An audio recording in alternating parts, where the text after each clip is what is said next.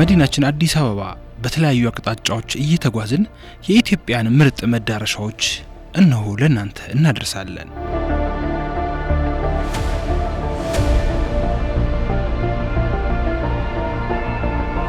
የመጀመሪያ ጉዟችንን የምናደርገው ወደ ሰው ዘር ሁሉ መገኛ ወደ ሆነችው የአፋር ምድር ነው።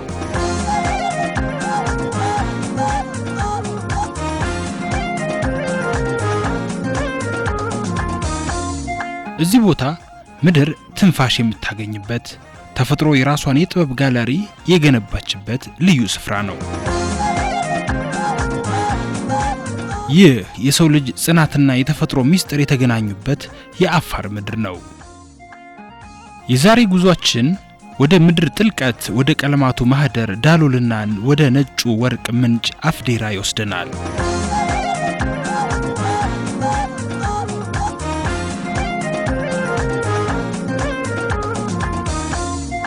ዳሎል ስሙ ገና ሲጠራ ሙቀትንና ቀለምን በአንድነት የያዘ ትውስታ ወደ አይምሮ ይመጣል።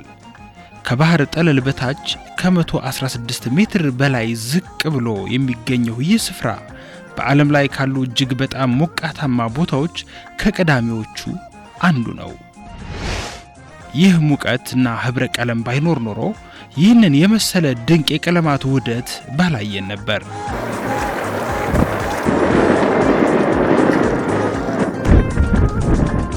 በእሳተ ጋሞራ እንቅስቃሴ የምትታወቀው ዳሎል ለአይን የሚማርክ በሙቀት ማዕበል እየተጠመቁ የሚያጣጥሙት የተፈጥሮን ውበት የሚያደንቁበት ስፍራ ነው። ዳሩ ግን ሙቀቱ ፈታኝ ቢሆንም አስደናቂነቱና ውበቱ የተደበቀውን ውስጣዊ ማንነቱን የሚያሳይ ልዩ ውበት አለው።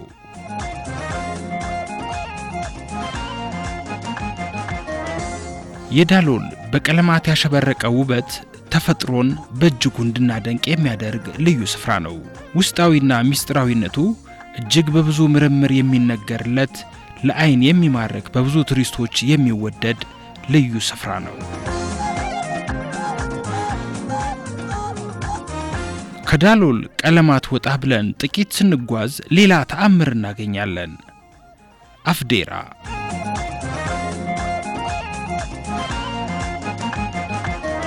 በበረሃው መሃል እንደ ጌጥ የተቀመጠ ሰማያዊ እንቁ ይታያል። ይህ ሐይቅ ለኢትዮጵያ የጨው ፍላጎት ዋነኛ ምንጭ ሆኖ ያገለግላል።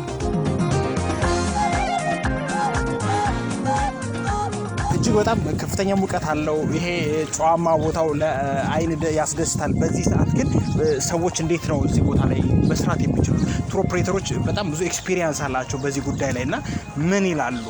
የአፋርን ስምጥ ሸለቆዎች አንድም ለማስጎብኘት ወዲህ ደግሞ ለጥናትና ምርምር ደጋግመው ከረገጡት ሰዎች መካከል ጂኦሎጂስቱ እንቁ ሙልጌታ በዚህ የአፍዴራ ሐይቅ ዳርቻ ላይ አገኘናቸው። በዚህ ሙቀትና በዚህ አየር ሁኔታ ነው እዚህ አካባቢ ያሉ ሰራተኞች ተቋቁመው ስራቸውን የሚያከናውኑት።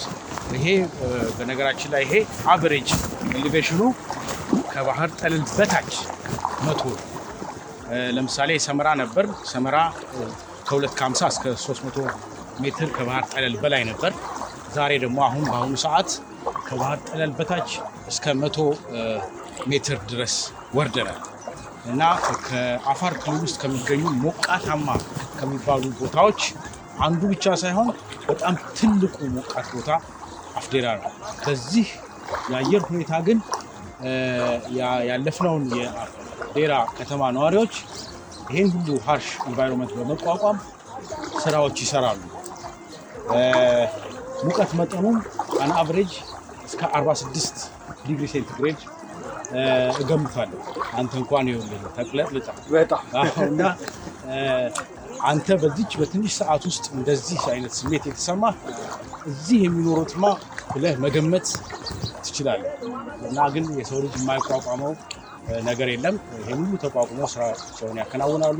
እንዲሁም ለኢትዮጵያ የጨው ምርት ዋነኛውን ተግባር ይፈጽማሉ። ይሄ ብቻ አይደለም። ዳሎል ላይም ያን በመሰለ ሶልት ቤድ ላይ ከጠዋቱ 1 ሰዓት እስከ 8 ሰዓት ድረስ የጨውን ብሎክ በመቆራረጥ ለአሞሌ ጨውነት የሚያዘጋጁ ሰራተኞች ከዚህ የበለጠ ደግሞ የሚለፉ ናቸው እና የጨው ስራ ኢትዮጵያ ውስጥ አድካሚ ከሚባሉ እንዲሁም ዶክመንተሪ ፊልም ተሰርቶባቸዋል አድካሚ ከሚባሉ የዓለማችን ስራዎች ሁሉ ይሄ የኢትዮጵያውያን የጨው ስራ አድካሚና ሰው እንዴት ሊቋቋመው ይችላል የሚለውን ነገር ማሳያ ነው።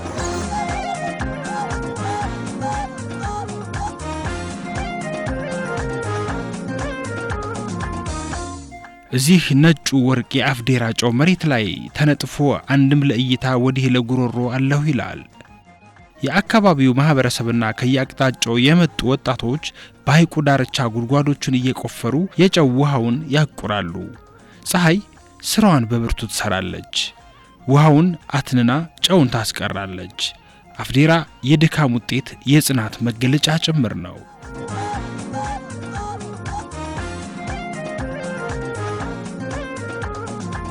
አፋር ለዓለም የተበረከተች የታሪክና የተፈጥሮ መጽሐፍ ናት። የዳሎል ቀለማት የፈጣሪን ብሩሽ ያስታውሱናል። የአፍዴራ ጨው ደግሞ የምድርን በረከት። እነዚህ ስፍራዎች ከማራኪነታቸው ባሻገር የሰው ልጅ ካለበት አካባቢ ጋር ተስማምቶ የመኖር ጥበብን ማስተማሪያ ጭምር ናቸው። ኢትዮጵያ በመልክዓ ምድር የታደለች ብቻ ሳትሆን በተፈጥሮ ሚስጥራት የተሞላች ናት። በአፋር ምድር ከበረሃው አሸዋ፣ ከኤርታሌው እሳተ ገሞራ፣ ከዳሎልና አፍዴራ ውበት መቋደስ ምድርን አዲስ በሆነ አይን እንደማየት ይቆጠራል።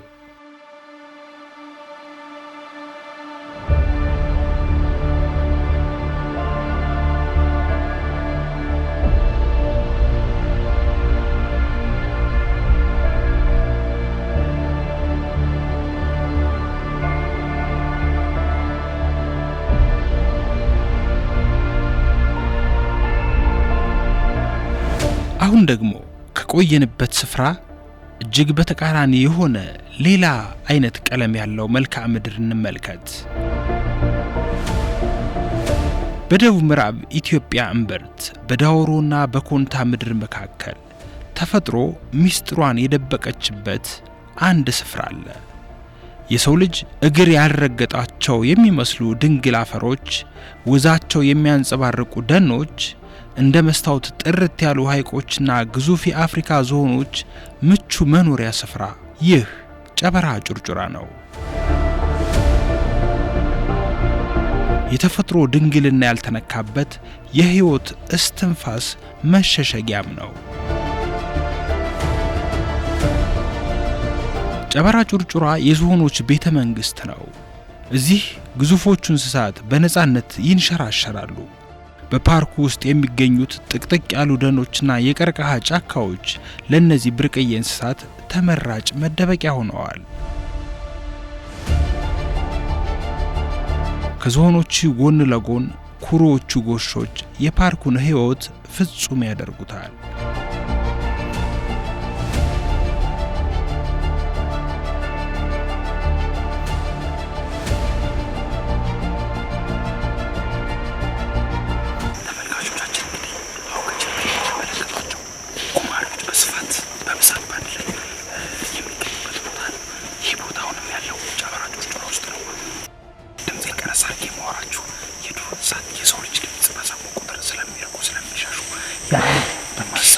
ሁለተኛ እኛ ለራሳችን ለጥቃት እንዳንጋለጥ ማፍራቱ ጭምር ለማንኛውም በጣም እጅግ የሚያስደና ደስ የሚል መንፈስን የሚያድስ ልዩ ማራኪ ገጽታ ያለው ቦታ ነው።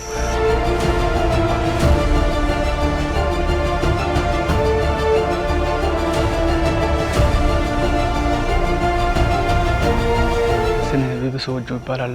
የጨበራ ጩርጩራ ብሔራዊ ፓርክ ስካውቶች አስተባባሪ ነኝ። አሁን እኛ ያለንበት አካባቢ የጨበራ ጩርጩራ ብሔራዊ ፓርክ ኮንታ በኩል ያለው ፓርኩ ገጽታ ውስጥ ነው ያለነው። ኮንታ በኩል ጨበራ የሚባለው አካባቢ ሴሬ ቀበሌ ውስጥ አጀኮሌ ወንዝ ዶ መተኛበትና ጉማሬዎች ከሐይቆች ፈልሶ ተርፎ እዚህ የሚኖሩበት አካባቢ ነው ያለነው። የሚዝናኑበት ጉማሬዎች በብዛት የሚገኙበት ቦታ ማለት ነው። አዎ ጉማሬዎች በስድስቱ ስድስት ሐይቆች አሉ። ስድስት ሐይቆቹን በርካታ ጉማሬዎች አሉ። በተረፈ እዚህ ደግሞ እንደ ኩሬ ወንዞ እዚህ ጋር እንትን ያለበት ቦታ ላይ እየበሉ ውሃ አግኝቶ እንደ መዝናኛት ይጠቀማሉ። ክረምትና ውሃው ያለበት ወቅት ላይ እዚህ አካባቢ በልቶ ውሎ እዚህ ይዝናናሉ፣ እዚህ ይኖራሉ።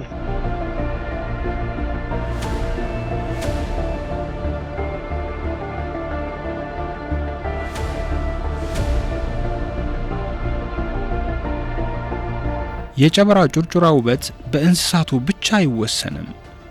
በውስጡ የደበቃቸው 5 ማራኪ ሐይቆችና በርካታ የፍል ውሃ ምንጮች ለተመልካች ልዩ መንፈሳዊ እርካታን ይሰጣሉ። በፏፏቴዎቹ ግርጌ የሚረጩት የውሃ ብናኞች፣ በደን ውስጥ የሚሰማው የወፎች ዝማሬ ይህንን ስፍራ የነፍስ መረጋጊያ ቦታ አድርገውታል።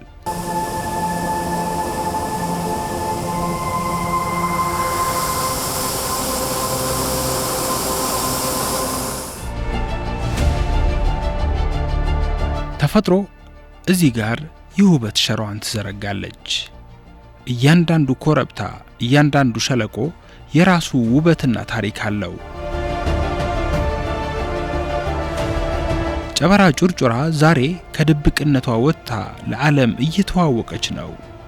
አዳዲስ የቱሪስት መሰረተ ልማቶች መገንባታቸው ይህችን ድንግል ምድር በቅርበት ለማየት ለሚመኙ መንገደኞች ትልቅ ዕድል ሆኗል። ድካማውን ለመርሳት ከተፈጥሮ ጋር ለመዋሃድና የዝሆኖችን ግርማ ለማየት ወደ ጨበራ ጩርጩራ ይጓዙ። ምክንያቱም በዚህ ስፍራ ምድር ከጥንት ማንነቷ ጋር እንደተያያዘች ዛሬም በቀደመ ክብሯ ትገኛለች። ይህ የተፈጥሮ ልዩ መገለጫ ድንቅ ስፍራ ነው። የራስ ዳሽን ታናሽ ወንድም ይሉታል አንዳንዶች። ከባህር ጠለል በላይ ከ4377 ሜትር ከፍታ ላይ ደመናትን ተንተርሶ የሚገኘው የባሌ ተራራዎች ብሔራዊ ፓርክ ለየት ያለ ዓለም ነው። አሁን ደግሞ ወደ አፍሪካ ትልቁ የአልፓይን ስነ ምህዳር ወደ ሳነቴ ፕላቶና ወደ ኢትዮጵያ ሁለተኛው ከፍተኛ ተራራ ቱሉ ዲምቱ እንጓዝ።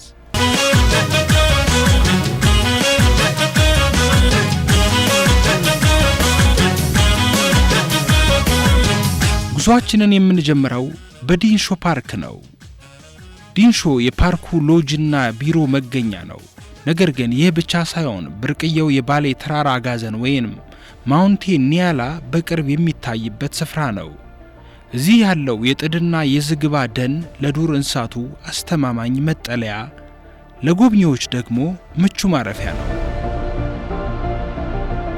የዲንሾን ልዩ የዱር እንስሳትና የተፈጥሮ ውበት ተመልክተን ወደ ሌላኛው ከፍታ እየወጣን ስንጓዝ መልክዓ ምድሩ እጅጉን ይቀየራል። ዛፎቹ ይጠፋሉ።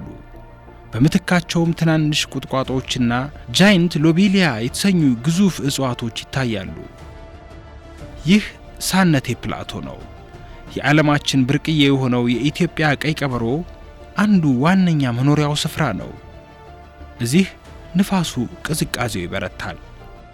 አንድ ለየት ያለ ቦታ ደርሰናል። በኢትዮጵያ ሁለተኛው ከፍተኛ ተራራ የሚገኝበት በባሌ ማውንቴን ሳነቴ የሚባለው ቦታ ላይ ደርሰናል። ምናልባት እንተያየውን አላቅም። ከጀርባዬ እንዳለ መንገዶች ሁሉም ነገር ዝግ ሆነዋልና ደመናው በቅርብ የሚገኝበት ልዩ ስፍራ ነው። በባሌ ማውንቴን በኢትዮጵያ ሁለተኛው ተራራ ከ4377 ሜትር ከባህር ጠለል በላይ ከፍታ ያለው የባሌ ማውንቴን ላይ እንገኛለን።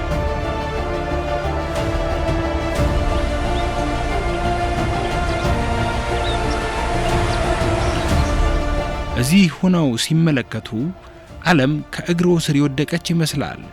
ቱሉ ዲምቱ ማለት በኦሮምኛ ቀይ ተራራ እንደማለት ነው። የዚህ ስፍራ ዝምታና ንጹህ አየር መንፈስን ያድሳል። አሁን ያለነው እንግዲህ በሳነቴ ተራራ ላይ ነው። ከሳነቴ ተራራን ጨርሰን ሪራ ስካርፕመንት የሚባለው ከ80 በላይ አጥቢ የዱር እንስሳት አሉት። እስካሁን በጥናት የተለየው 310 የአዕዋፋት ዝርያ አሉት። 1600 የእጽዋት ዝርያ አሉት። ከዛ በተጨማሪ የተለያዩ አምፊቢያንስ ሬፕታይልስ የምንላቸው ከፍተኛ ቁጥር ያላቸው ነው በውስጡ እስካሁን ድረስ በጥናት የተለየው ማለት ነው። ይህ ብቻም ሳይሆን ፓርኩ አሁን በውሃማማነቱ ራሱ ከኢስት አፍሪካ የሚታወቅ ነው ማለት ነው። የባሌ ተራሮች ብሔራዊ ፓርክ ለኢትዮጵያ ብቻ ሳይሆን ለዓለም የተሰጠ የተፈጥሮ ጸጋ ነው። በዚህ ቦታም አሻግረው ሲመለከቱ ልክ እንደ ራስ ዳሽኑ ሁሉ ሰማይና ምድር የሚገናኙበት ድንበርም ይመስላል። በባሌ ተራሮች ሕይወት የራሷ የሆነ ምስጢራዊ ቋንቋ አላት። በኢትዮጵያ ደቡባዊ ምስራቅ አቅጣጫ የሚገኘው የባሌ ተራሮች ብሔራዊ ፓርክ ተራ ተፈጥሮ ሳይሆን የዘመናት የተፈጥሮ ሚዛን ጠባቂነት ድንቅ ጥበብ የታየበት ሕያው ሙዚየም ነው።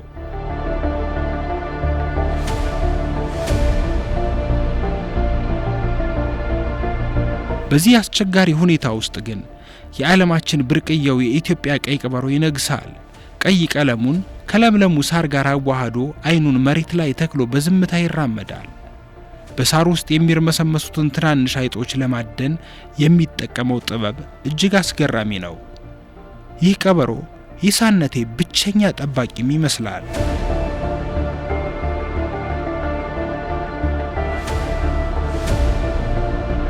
በዚህ ጭጋጋማ ሜዳ ላይ እንደ ዘበኛ ቆመው የሚታዩት ግዙፎቹ ጃይንት ሎቤሊያ ወይም ጅብራዎች ናቸው። እስከ 6 ሜትር የሚረዝሙም እነዚህ እጽዋቶች ናቸው። ምናልባትም በራስ ዳሽን እስከ 10 ሜትር የሚረዝሙት በዚህ ስፍራ እንደዚያው ቁመታቸው ሊረዝም ይችላል። ለዘመናት እየተቆረቆሩ እንደ ሐውልት የቆሙ የሚመስሉ የተፈጥሮ ስጦታዎች ናቸው።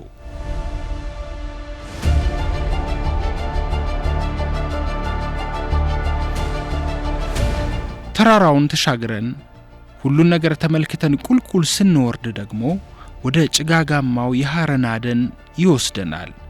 እዚህ ቦታ ላይ የዱር ቡና መዓዛው ከእርጥብ አፈር ጋር ተደባልቆ ለአፍንጫችን ይደርሰናል። ጫካው የራሱ ሽታ አለው። ባሌ ተራሮች ካየነው በላይ ያልታየው፣ ከሰማነው በላይ ያልተነገረው ይበልጣል።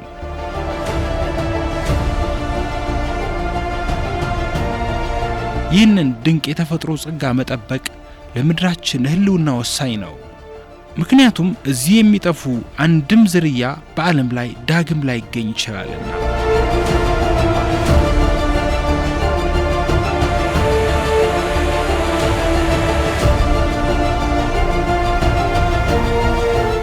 ጉዟችን በተለያዩ አቅጣጫዎች የሚጓዝ ነው። ኢትዮጵያ የብዙ ድንቅ ተፈጥሯዊ ቅርሶች መገኛ ማዕከል ናት። ነገር ግን ከሁሉም በላይ ከፍ ብሎ የሚታይ የሰማይና የምድር መገናኛ የሚመስል አንድ ስፍራ አለ።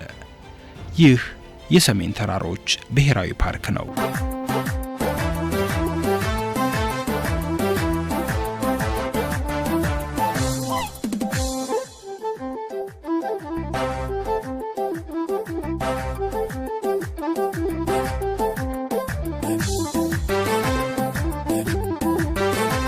ይህ ቦታ ተራራ ብቻ አይደለም። የኢትዮጵያ ኩራት፣ የአፍሪካ ጣራና የውብ ጭላዳ ዝንጀሮዎች መፈንጫ ቦታ ነው። አሁን ወደ ጥንታዊውና አስደናቂው የራስ ዳሽን ተራራ ጉዞ እናደርጋለን።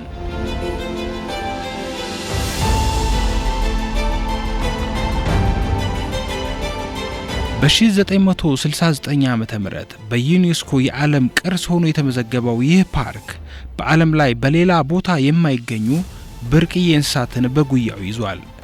ከባህር ጠለል በላይ ከ3000 ሜትር ጀምሮ ወደ ላይ የሚወጡ በርካታ ተራሮችን የያዘው ይህ ስፍራ አየሩ ንጹህና ቀዝቃዛ ነው። በዚህ ቦታ በምንም ያልተበረዘ ከሰማይ ዝቅ ብሎ ከምድር ከፍ ብሎ የሚገኝ እንደ ምግብ የሚወሰድ ንጹህ አየር አለ። አሁን ትልቁ ግብ ላይ ለመድረስ ጫፍ ላይ ደርሰናል።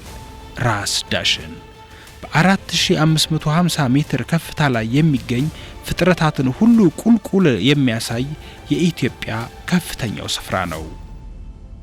አሁን ያለነው ከአዲስ አበባ ከ880 ኪሎ ሜትሮችን በላይ ርቀት ተጉዘን በባህር ዳር፣ ጎንደር፣ ደባርቅ ከዛም አለፍ ብለን አንዳንዴም ራስ ደጀን ከዛም ራስ ዳሽን ሰሜንም እየተባለ የሚጠራው እጅግ በጣም ቀዝቃዛውና ብርዳማ ቦታ የሚገኝበት የሰሜን ፓርክ ላይ ነው የምንገኘው ማለት ነው። ይህ የሰሜን ፓርክ ለሀገራችን የቱሪስት መስህብነት የሚያገለግል ከዛም አለፍ ሲል በዩኔስኮ የተመዘገበ የተፈጥሮ ሀብታችን ነው።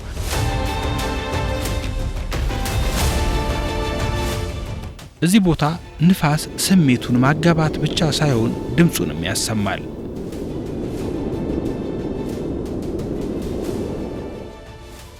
ወደ ራስ ዳሽን መውጣት ትልቅ ትዕግስትን ይጠይቃል። ግን ጫፉ ላይ ሲደረስ የሚሰማው ስሜት የዓለም ንጉስ የመሆን ያክል ነው። መላው ኢትዮጵያ ውስጥ ያለ ፍጥረት ሁሉ ከእግር ስር እንዳለች ይሰማናል። ራስ ዳሽን ለኢትዮጵያውያን ተራራ ብቻ አይደለም፣ የጥንካሬና የጽናት ምልክት ጭምር እንጂ።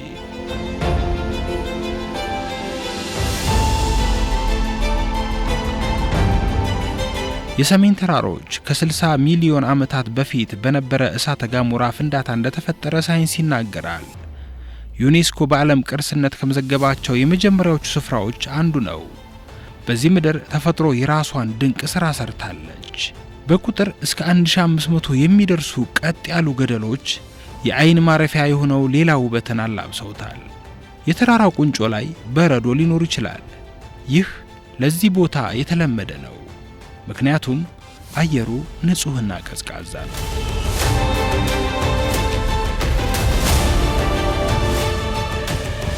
እነዚህ ሰንሰለታማ ተራሮች ለኢትዮጵያ የውሃ ማማ ናቸው። በርካታ ወንዞች መነሻቸውን ከዚህ ተራራ ያደርጋሉ። ውሃቸው ከዚህ ተራራ ይፈልቃል።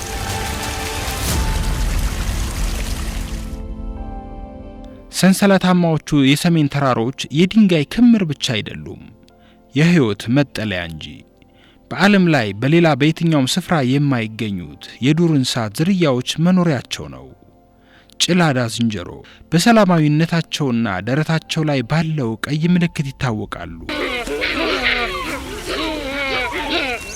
ባለ ረጅም ቀንዱ ዋሊያ አይቤክስ የኢትዮጵያ ኩራት የሆነው ገደል ላይ የመቆም ልዩ ችሎታ ያለው ብርቅዬው ፍጥረት የሚኖረው በእነዚህ ገደላማ ስፍራዎች ነው፣ እዚሁ ሰሜን ተራራ ራስ ዳሽን ላይ። በአፍሪካ ብቸኛው የቀበሮ ዝርያ እንደሆነ የሚነገርለት የቀይ ቀበሮ በዚህና በባሌ ተራሮች ብቻ ይገኛል። እነዚህ እንስሳት በዚህ አስቸጋሪ የአየር ንብረት ውስጥ ተስማምተው መኖራቸው የተፈጥሮን ሚስጥራዊነት የሚናገሩ ናቸው።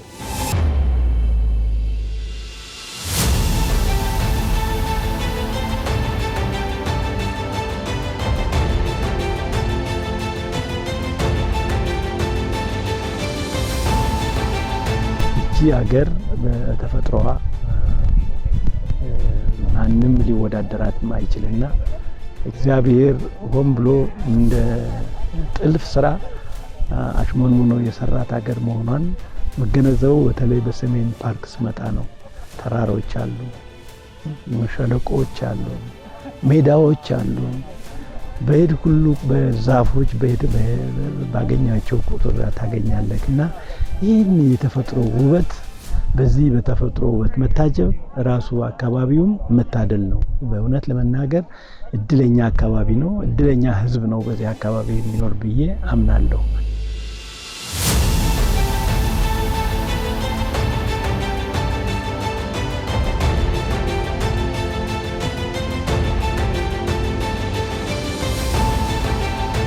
ሰሜን ተራሮችና የመጨረሻው ጫፍ ራስ ዳሽን ተፈጥሮ ለኢትዮጵያ የሰጠቻት ታላቅ ስጦታዎች ናቸው።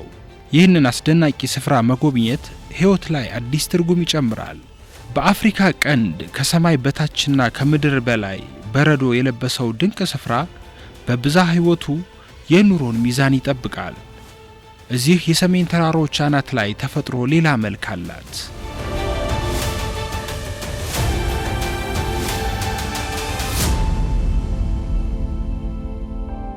በራስ ዳሽን አስደናቂና በሌላ ቦታ የማይገኙ እጽዋቶችም ይበቅሉበታል። ከሁሉም በላይ ጎልቶ የሚታየው አንዱ ጅብራ ነው። ጅብራ እስከ 10 ሜትር ሊያድግ ይችላል። በዚህ ስፍራ ላይ ይህ ተክል ለሰሜን ተራሮች መለያ ነው። ከሱ በተጨማሪ አሚጃ የምንላቸው አበቦች በብርዱና በበረዶ መሃል ጸንተው ይቆማሉ። ውበታቸውን ለተመልካች በልግስና ይሰጣሉ። እነዚህ እጽዋት ለከፍተኛ ቅዝቃዜ ራሳቸውን ያላመዱ ልዩ ፍጥረት ናቸው።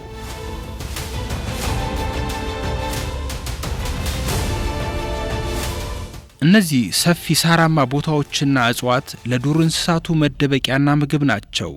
ያለ እነዚህ እጽዋት ዋሊያም ሆነ ቀይ ቀበሮ ሊኖሩ አይችሉም። የበረዶ መኖር፣ የዝናቡ መዝነብና የእጽዋቱ ለምለምነት ተሳስረው ይህንን ድንቅ ስነ ምህዳር በጋራ ፈጥረዋል። ራስ ዳሽን የበረዶ ግግር መታያ፣ የጅብራ የጽናት ተምሳሌት፣ የኢትዮጵያ ጣራ መሆኑ ብቻ ሳይሆን የተፈጥሮ ላብራቶሪም ነው። ይህንን ታላቅ ተራራ መጎብኘት ተፈጥሮን ማድነቅ ብቻ ሳይሆን ማንነትን ማግኘትም ጭምር ነው።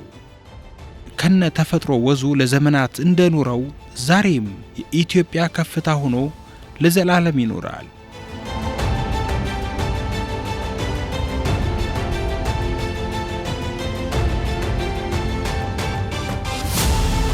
ዛሬ የመረጥናቸው አራቱ የኢትዮጵያ ድንቅ መዳረሻዎች ድንጋይ እንደ ላስቲክ ከሚቀልጥበት አፋር ምድር እስከ ላይኛው የምድር ጫፍ ሰሜን ተራሮች ድረስ የተጓዝንበት ጉዞ ይህንን ይመስል ነበር።